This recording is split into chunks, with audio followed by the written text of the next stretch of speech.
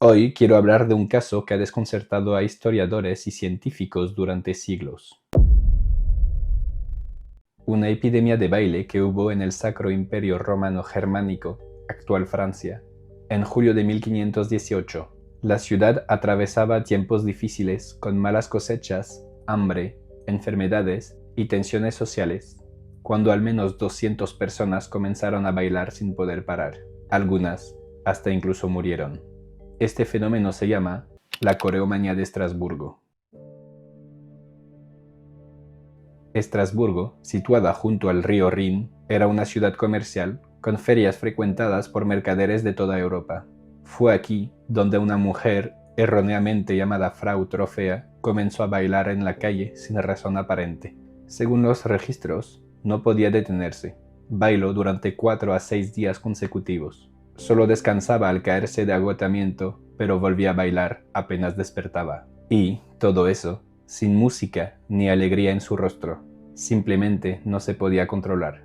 En pocos días, otras 50 personas se unieron. Para finales de agosto, se estima que al menos 200 personas participaban en este baile compulsivo llamado coreomanía.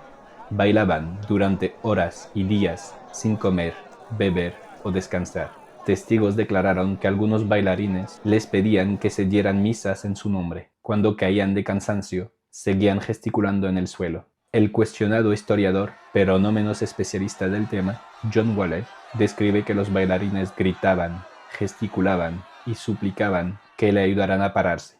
Tenían una mirada vaga, la cara apuntando al cielo, con brazos y piernas en continuo movimiento, y su ropa estaba empapada de sudor.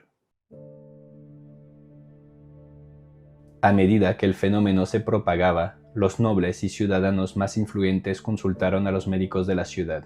Tras descartar causas astrológicas o sobrenaturales, los médicos declararon que se trataba de una enfermedad natural causada por sangre demasiado caliente. Se explicaría por qué los flujos sanguíneos podían sobrecalentar el cerebro, provocando ira, imprudencia y locura. Entonces, las autoridades hicieron algo sorprendente al alentar a los afectados a seguir bailando.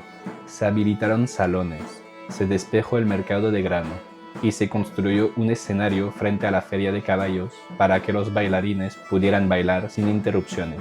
Se contrataron músicos y cuidadores para mantener el ritmo. Para evitar que se mueran de sed y de hambre, las autoridades proporcionaron cerveza y comida, decisión que alentó a más personas a unirse. Si alguien se desmayaba o tropezaba, los músicos aumentaban el tempo y los asistentes empujaban a los bailarines a continuar. Según algunos investigadores, solo cuando comenzaron a morir personas con problemas cardíacos y derrames, los médicos cambiaron de diagnóstico.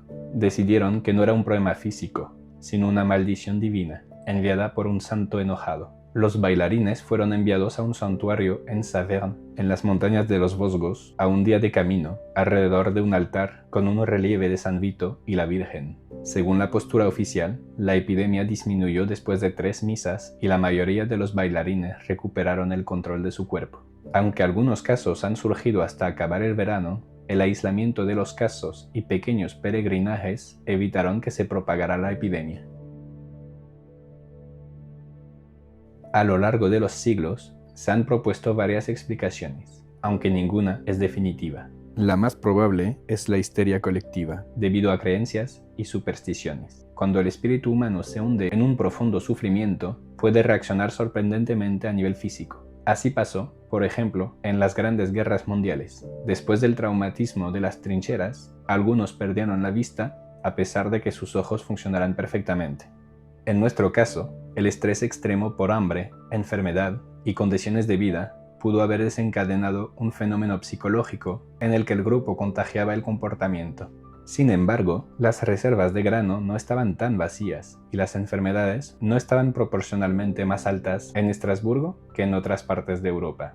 La histeria se explicaría entonces por las creencias y supersticiones. El baile podría estar vinculado a rituales religiosos, exorcismos o prácticas curativas. En esa época, muchas personas creían que bailar ahuyentaba espíritus malignos o enfermedades. Aparte, la gente creía que San Vito, mártir ciliciano del siglo IV, podía enviar castigos en forma de plaga de baile. El miedo a su ira, sumado a la desesperación y la exposición a otros en trance, pudo desencadenar un efecto dominó, donde bailar se volvió casi inevitable. Esta hipótesis es apoyada por su resolución tras los peregrinajes y las misas. Otra hipótesis de causa es el ergotismo. El consumo de pan hecho con centeno, infectado por el hongo cornezuelo, que contiene alcaloides similares al LSD, pudo provocar alucinaciones, espasmos y movimientos incontrolables. Esta opción no parece explicar los movimientos coordinados durante días. Si bien los bailarines probablemente estaban delirantes, el factor psicológico y social, unido a la desesperación y la pobreza extrema, parece clave. Estrasburgo era una ciudad marcada por hambrunas, malas cosechas y epidemias. La población sufría por la escasez de pan, altos impuestos, pérdida de derechos tradicionales y enfermedades como la sífilis. A eso hay que sumar los hospitales saturados, los orfanatos desbordados y la ansiedad colectiva. Estas condiciones pueden explicar que el estrés extremo desencadenara fenómenos psicológicos colectivos.